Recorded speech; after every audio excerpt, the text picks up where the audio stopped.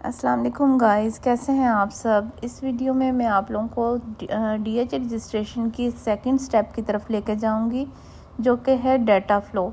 Data flow में mainly आप क्या करते हैं, अपने डॉक्यूमेंट्स डालते हैं और उनकी वेरिफिकेशन करवाते हैं डीएचएस से। तो गूगल पे जाके आपने डाटा फ़्लो लिखना है, डाटा फ़्लो डीएचए लिखना है। सेकंड वेबसाइट डाटा फ़्लो, यहाँ पे गेटवे आपको नज़र आएगी, उस पर आपने क्लिक करना है। उसके बाद ये आपके पास ओपन होगा पेज। इसमें आपने ख़ुद को रजिस्टर करना है सबसे पहले, क्योंकि मैं ऑलरेडी रजिस्टर्ड हूँ तो यहाँ पे मेरी आईडी आ रही है।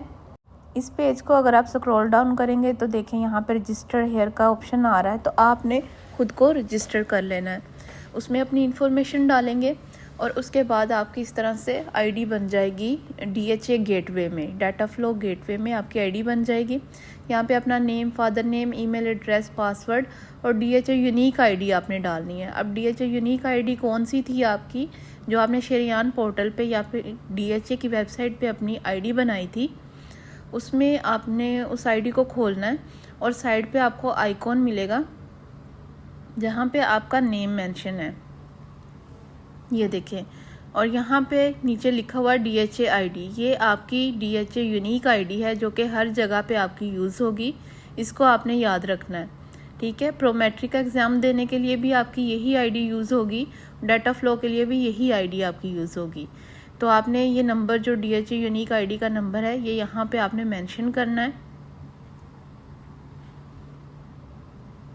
और लॉगिन कर देना है।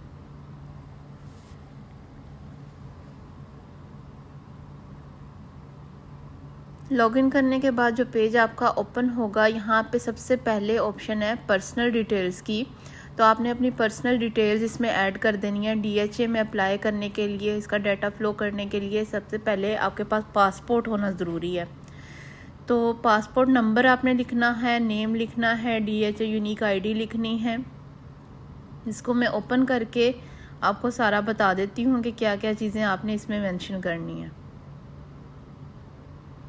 ये देखें, जब मैंने इसको ओपन किया है तो यहाँ पे सारी डिटेल्स आ गई हैं। आपका फ़र्स्ट नेम है, मिडिल नेम है, आईडी कार्ड नंबर लिखना है आपने, ठीक है। और अपना पासपोर्ट नंबर लिखना है, पासपोर्ट की एक्सपायरी डेट लिखनी है, नेशनल आईडी अपनी बतानी है, कंट्री ऑफ बर्थ आपने बतानी है। ये देखें, डेट ऑफ बर्थ लिखनी है, पासपोर्ट नंबर है, नेशनैलिटी मेंशन करनी है। ये सारे ऑप्शंस को आपने फिल करना है।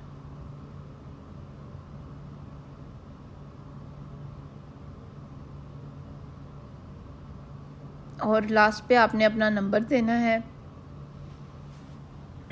अपना कॉन्टैक्ट नंबर, फ़ोन नंबर आपने मेंशन कर लेना है, जिसको वो एसएमएस कोड के थ्रू जो है वो कंफर्म कर लेंगे।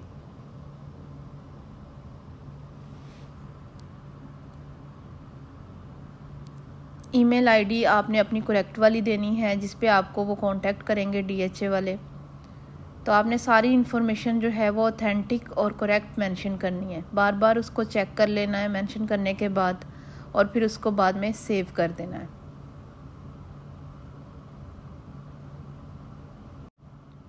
और ये देखें, ऊपर आपको ऑप्शन मिल रहा है कि यहाँ पे अपने पासपोर्ट की आपने कॉपी जो है वो, उसकी पिक्चर जो है वो पेस्ट करनी है, अपलोड करनी है और फिर उसको सेव कर देना है। तो ये आपकी पर्सनल डिटेल्स हो गई।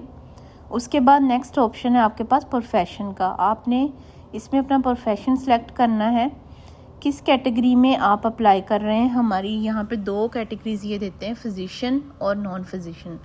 तो हम फिजियोथेरेपिस्ट जो हैं वो नॉन फिजिशियंस में आते हैं, तो आपने नॉन फिजिशियन को सिलेक्ट करना है।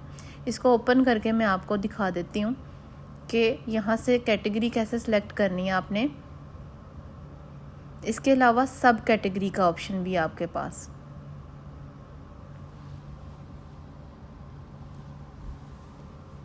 सब कैटेगरी में आपकी nursing and allied health sciences आती हैं।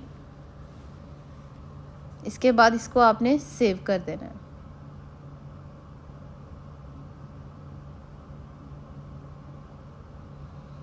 थर्ड स्टेप इसमें आ जाता है नीचे, लेटर ऑफ ऑथराइजेशन, ठीक है। ये लेटर आपने एक बना देना है। इसके ऊपर क्लिक करेंगे ये किस्म की एप्लीकेशन है जो कि आप DHA वालों को भेजते हैं कि हमें एक लेटर जो है वो डिफ़ाइन कर दें ताकि हमारी एप्लीकेशन नेक्स्ट प्रोसेस हो जाए। तो आपने टिक पे क्लिक करना है और आपका ऑटोमेटिकली जो है वो लेटर जनरेट हो जाएगा। और एक लेटर जो है वो आपका सिर्फ कुछ दिन तक, आई थिंक ऑलमोस्ट 14 डेज़ तक चलता है। 14 डेज़ के अंदर अंदर अगर आप अपने सारे डॉक्यूमेंट्स ऐड करके फ़ीस पे कर देते हो तो वही लेटर पे आपकी एप्लीकेशन प्रोसेस होती है, वरना फिर आपको दोबारा से लेटर ऑफ ऑथराइजेशन बनाना पड़ता है। तो नेक्स्ट है आपके पास, आपने केस सेलेक्ट करना है कि आपने कौन सा पैकेज इसमें से लेना है, आपका केस क्या है, आप क्या डॉक्यूमेंट्स जो है वेरीफाई करवाना चाहते हो।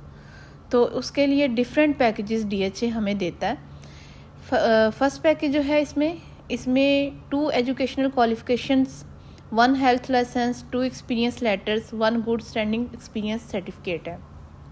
मतलब आप इसमें अपनी 2 डिग्रीज करवा सकते हैं अटेस्ट, और एक हेल्थ लाइसेंस यानी कि पेप्टा का लाइसेंस, 2 एक्सपीरियंस लेटर इसमें करवा सकते हैं और एक गुड स्टैंडिंग सर्टिफिकेट इसमें अपना वेरीफाई करवा सकते हैं। तो इसकी फ़ीस है 1235 दिरहम इसकी फ़ीस है, ठीक है। और सेकंड पैकेज जो है उसमें 1 डिग्री आपकी आएगी, एक पेप्टा का सर्टिफिकेट यानी 1 हेल्थ लाइसेंस और 2 एक्सपीरियंस सर्टिफिकेट आप इसमें करा सकते हैं और एक गुड स्टैंडिंग सर्टिफिकेट है। तो आपको जो चाहिए DHA के लिए, आप जो है वो अपनी DPT की डिग्री और अपनी MS की डिग्री इसमें कराएंगे, यानी 2 डिग्रीज कराएंगे, और साथ में एक गुड स्टैंडिंग सर्टिफिकेट, एक पेप्टा का सर्टिफिकेट आप इसमें कराएंगे और अपना एक एक्सपीरियंस लेटर आप इसमें वेरीफाई कराएंगे। तो इस तरह से भी हो सकता है कि आप सिर्फ अपनी MS की डिग्री को कराओ, क्योंकि जो आपकी रीसेंट डिग्री है वही ज़्यादा मैटर करती है। अगर आपके पास DPT की डिग्री है तो आप DPT की डिग्री को यानी 1 डिग्री चूज़ करो, और एक आपके पास हेल्थ लाइसेंस हो पेप्टा का, एक गुड स्टैंडिंग सर्टिफिकेट और एक एक्सपीरियंस लेटर। तो आप पैकेज 2 जो है उसको सिलेक्ट करेंगे, जो कि 900 कुछ दिरहम आपके पास आता है। तो जब आप उस पैकेज को सिलेक्ट कर लेते हो तो आपके पास इस तरह से एक केस बन जाता है। जैसे ये एक केस बना हुआ है, इसमें आपकी एप्लीकेशन ID आ जाएगी, केस रेफरेंस नंबर आपको मिल जाएगा और इसकी डेट भी मेंशन मिल जाएगी। और उसके बाद आप इसको जो है वो खोल के भी देख सकते हैं कि आपकी प्रोग्रेस कहाँ तक पहुँची। अगर आपने अपने सारे डॉक्यूमेंट्स इसमें डाल दिए तो आप टाइम के साथ साथ ये भी देख सकते हैं कि आपके कितने डॉक्यूमेंट्स वेरीफाई हो गए हैं और कितने डॉक्यूमेंट्स अभी वेरीफाई होने वाले रहते हैं और कितने दिन और बाकी हैं। तो इसको खोल के मैं आपकी आसानी के लिए आपको सारी चीज़ें बता रही हूँ कि आपने इसको फिल कैसे करना है। सबसे पहले पर्सनल डिटेल का ऑप्शन है, इसमें आपने जो जो ऑप्शंस आपको इसमें पूछे गए हैं वो सारे आपने क्लियरली और करेक्ट इन्फॉर्मेशन, सबसे इम्पोर्टेंट बात, क्योंकि आपने इसमें फ़ीस पे करनी है, तो कोई भी इन्फॉर्मेशन अगर आपकी गलत है, ID कार्ड नंबर गलत लिखा गया है या फ़ोन नंबर गलत लिखा गया है, पासपोर्ट नंबर गलत लिखा गया है, तो वो उस वजह से आपकी फ़ीस ज़ाया हो सकती है, आपको दोबारा से पे करना पड़ेगा और आपका प्रोसेस जो है वो वहीं पे स्टॉप हो जाएगा और वो टाइम ज़्यादा लेगा, ठीक है। उसके बाद पर्सनल डिटेल के बाद एजुकेशनल डिटेल है। तो आपने बहुत ही अच्छे तरीके से पहले अपनी सारी डिग्रीज़ अपने पास रखें और उनके ऊपर से सारी डेट्स देख के और फिर आपने मेंशन करनी है। तो अगर आप अपनी डिग्री की इसमें डिटेल्स एंटर कर रहे हो तो जहाँ से आपने डिग्री की है उस यूनिवर्सिटी का नाम प्रॉपर्ली, उसका एड्रेस प्रॉपर्ली, उसका ईमेल एड्रेस, उसकी वेबसाइट पे जाके उसका टेलीफोन नंबर जो कि वो पिक भी करते हैं, ठीक है, लैंडलाइन नंबर हो गया, या फिर यूनिवर्सिटी का जो भी कॉन्टैक्ट इंफॉर्मेशन है वो आपने इसमें करेक्ट डालनी, क्योंकि इन्होंने आपकी यूनिवर्सिटी से कंफर्म करना है कि आपने वाकई वहाँ से ये डिग्री ली है, ठीक है, और आप वहाँ के स्टूडेंट रहे हो, यह डिग्री उन्हीं की तरफ से इशू की गई है, ठीक है। तो इसमें डेट्स आपने बहुत अच्छे तरीके से देख के मेंशन करनी है, कौन सी डेट से आपकी जो है वो डिग्री स्टार्ट हुई थी, कौन सी डेट पे एंड हुई थी, ठीक है, और पासिंग आउट आपका जो डेट थी वो कौन सी थी, ठीक है। इस तरह से आपने सारी चीज़ें इसमें मेंशन करनी है करेक्टली। तो मैं आपको बार बार यही बता रही हूँ कि आपने सारी चीज़ें वो मेंशन करनी है जहाँ पे वो DHA आपके यूनिवर्सिटी से इजीली कांटेक्ट कर सके, और हो सके तो आप पहले अपनी यूनिवर्सिटी को इन्फॉर्म करें कि DHA आपसे कांटेक्ट करेगा, या फिर आप उनसे वो कांटेक्ट नंबर लें, वो ईमेल एड्रेस लें जो कि एक्टिव हो, ठीक है। और उसके ऊपर फिर उसको इधर मेंशन करें और फिर डीएचए उनसे कांटेक्ट करे और वो उनको प्रॉपर्ली रिस्पॉन्स करे। जब आपकी यूनिवर्सिटी डीएचए को रिस्पॉन्स करती है तभी डीएचए जो है वो आगे आपके डॉक्यूमेंट्स की वेरिफिकेशन करता है, उनको अप्रूव करता है। और थर्ड वन है इसमें हेल्थ लाइसेंस, जो कि पेप्टा से हमें मिलता है। तो पेप्टा की भी सारी इन्फॉर्मेशन आपने इसमें लिख देनी है।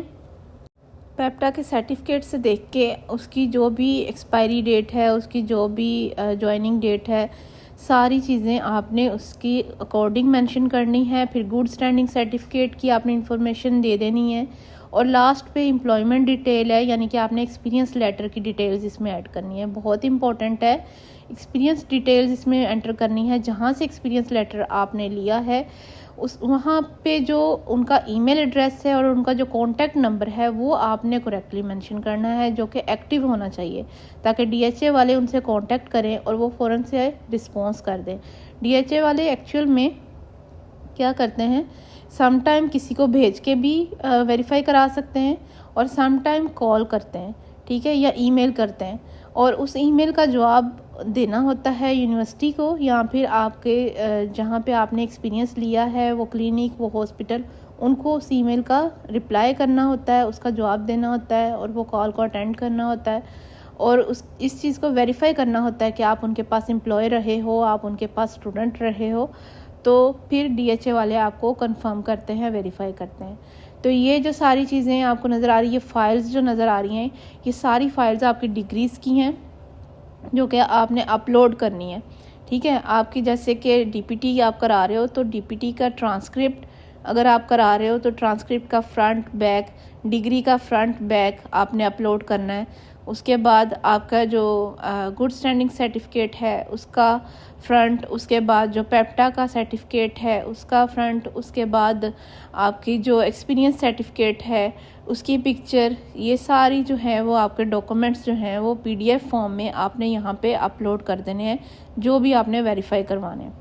और जब आप ये सारी इन्फॉर्मेशन अपनी ऐड कर देते हो और ये जो डॉक्यूमेंट्स, इंपॉर्टेंट बात जो आपने यहाँ पे ऐड करने हैं वो आपके होने चाहिए वेरीफाई एचईसी से, फॉरेन मिनिस्ट्री से, और उसके बाद दुबई जो है आपके पास एम्बेसी, वहाँ से भी वेरीफाई होने चाहिए, रजिस्टर होने चाहिए।